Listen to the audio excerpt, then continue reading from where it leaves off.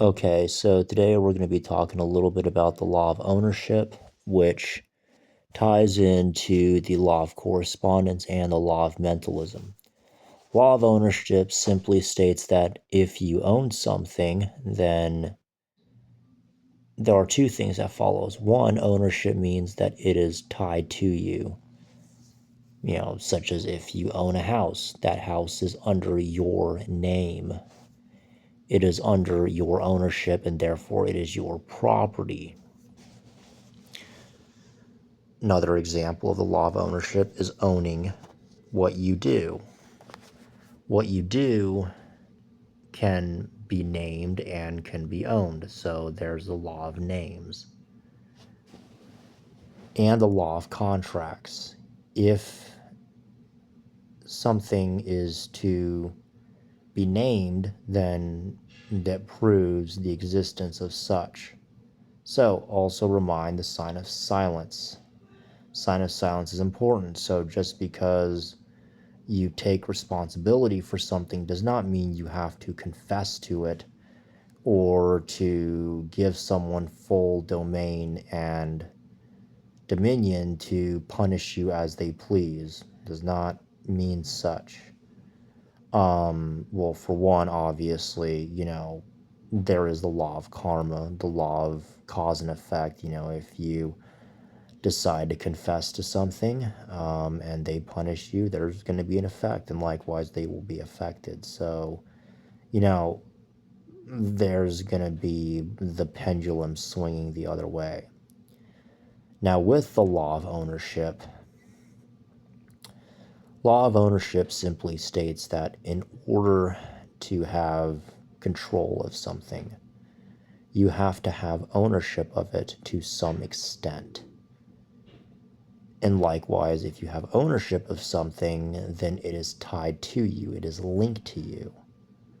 So, for instance, if I own a house and someone were to go over to my house and take some dirt from my house, such as they take a pebble or they take, a little piece of, plant or something, and they take it and, it becomes, a sympathetic link, they can now control me through what I own.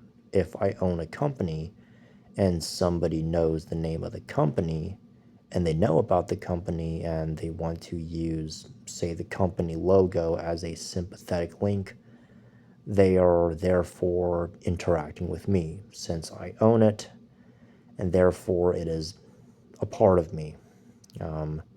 It is something tied to me. This is the law of ownership. So this is going to tie in with the law of mentalism and the law of correspondence.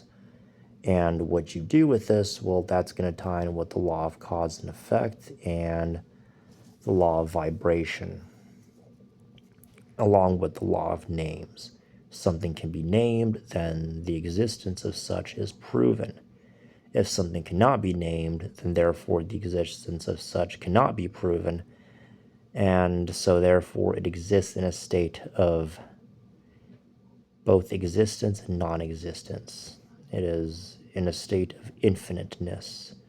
So by naming something, it is becoming limited and finite, and therefore it can be controlled and it can be owned. So you can't own nothing because nothing cannot be proven, and nothing has no existence.